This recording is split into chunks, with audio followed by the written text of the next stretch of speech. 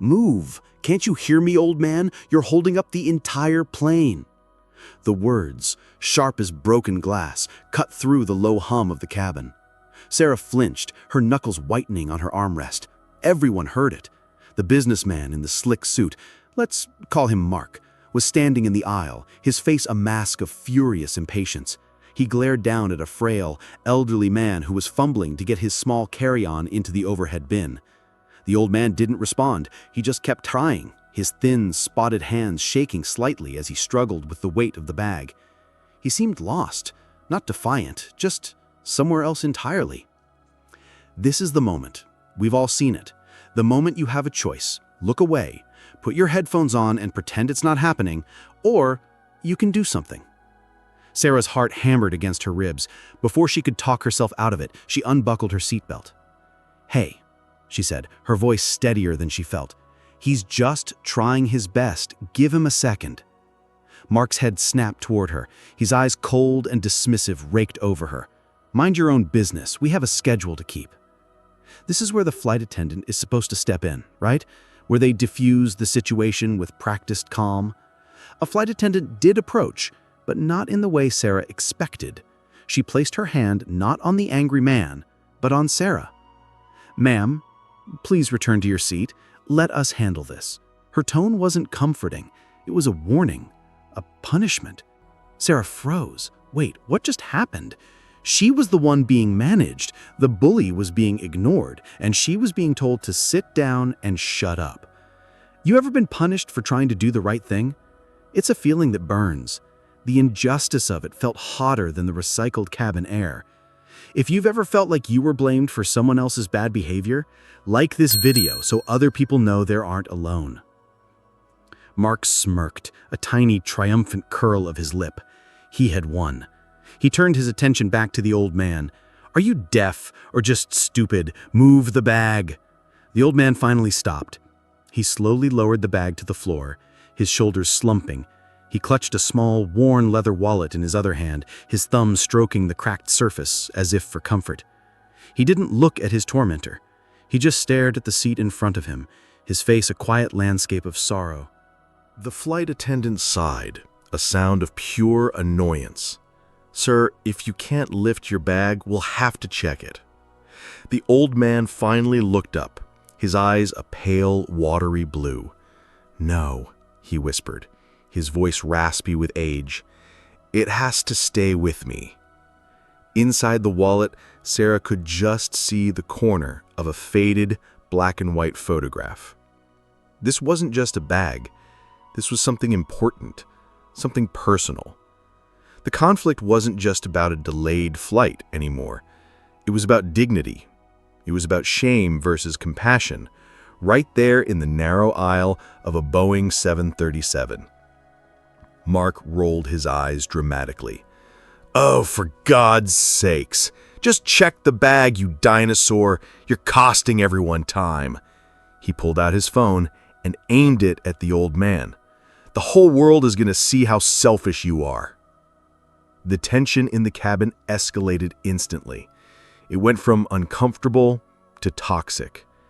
Passengers shifted in their seats, their faces a mixture of pity, annoyance, and fear. No one wanted to be in that video. No one wanted to get involved. Sarah felt a wave of isolation wash over her. She was alone in this. The flight attendant's patience snapped. She looked past Mark, past the old man, and straight at Sarah. "Ma'am, this is your final warning.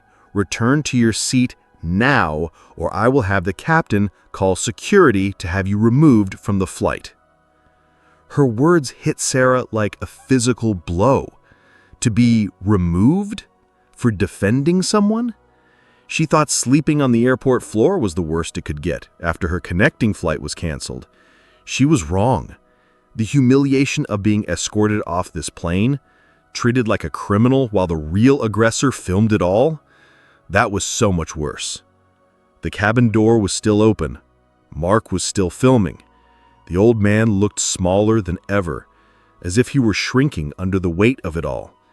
Sarah's choice had made everything worse. She sank back into her seat, defeated.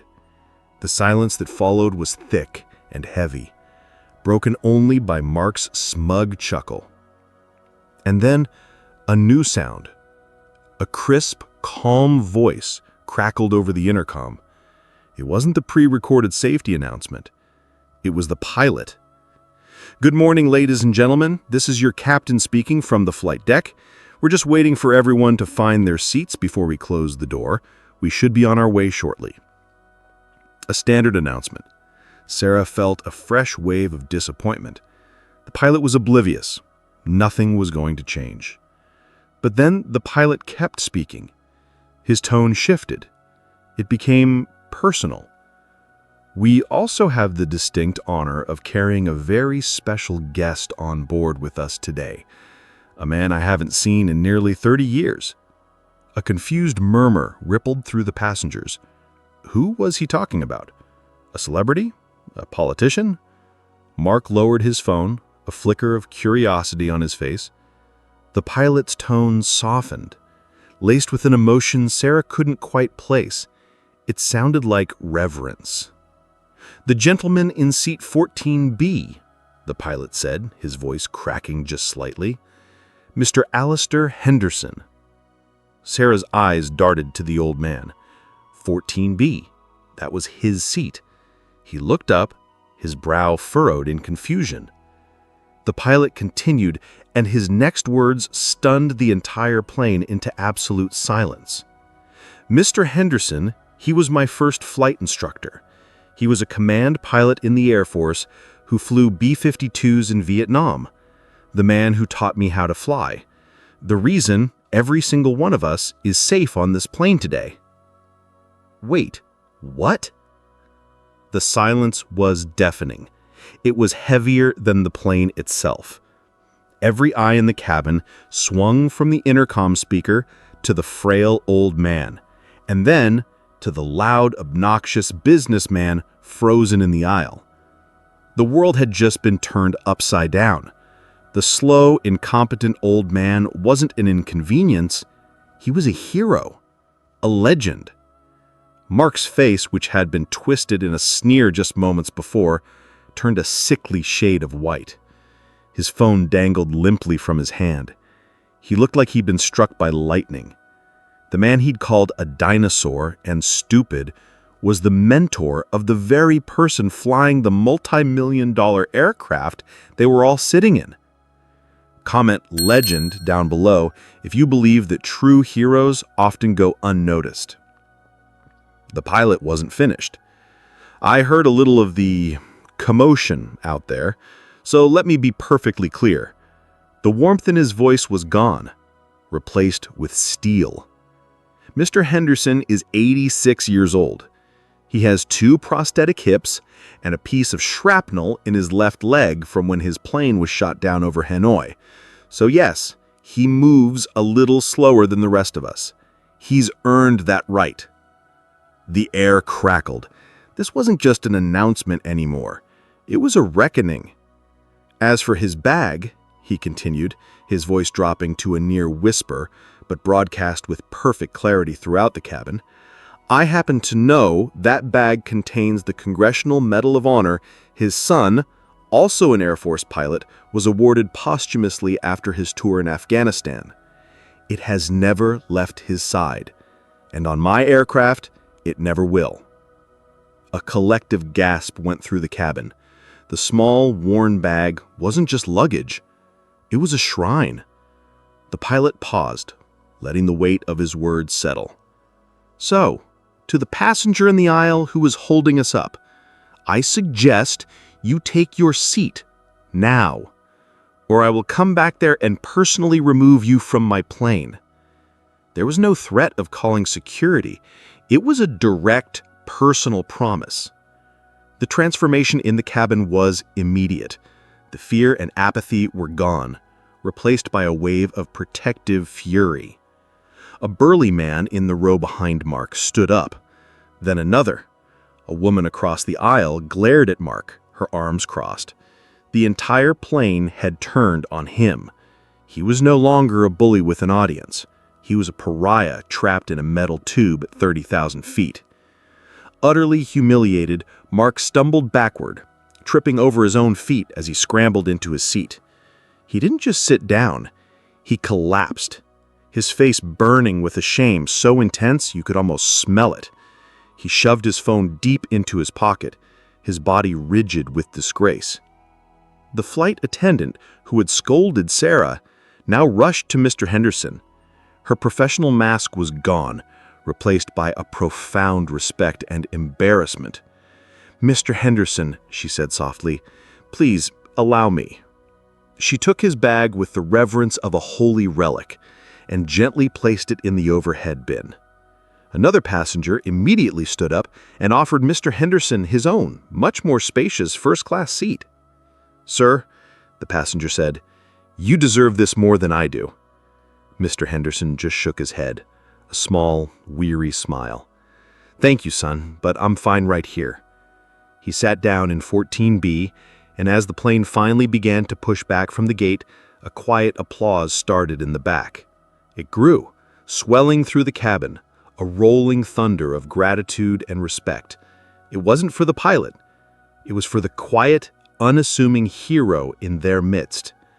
Sarah watched, tears welling in her eyes. It wasn't just about justice. It was about connection. It was about seeing the story behind the face. When the flight landed, Sarah waited.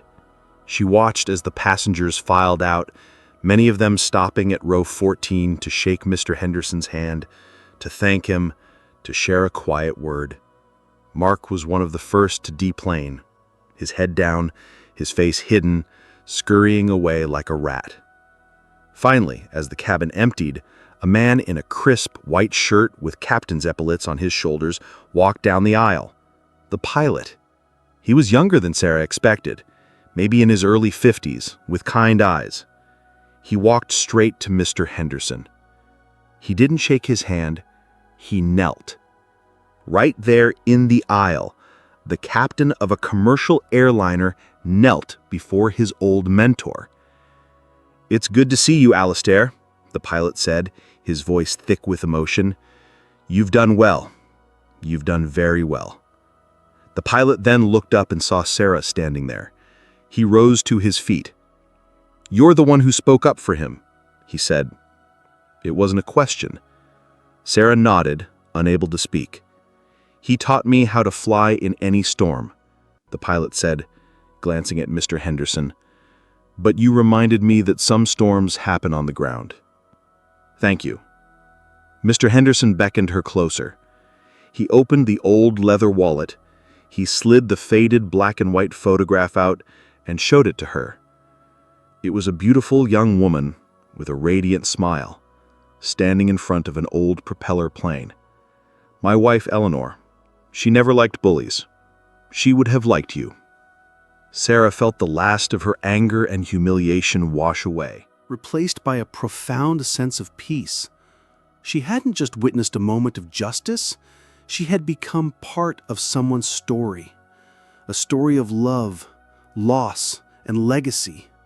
A story held in a worn leather wallet and a small, precious bag. This wasn't just a flight, it was a lesson. We are all carrying something precious, something unseen, and a little kindness is never, ever a waste of time. If this story moved you and reminded you that every person has a story we can't see, share it with someone who needs a little hope right now.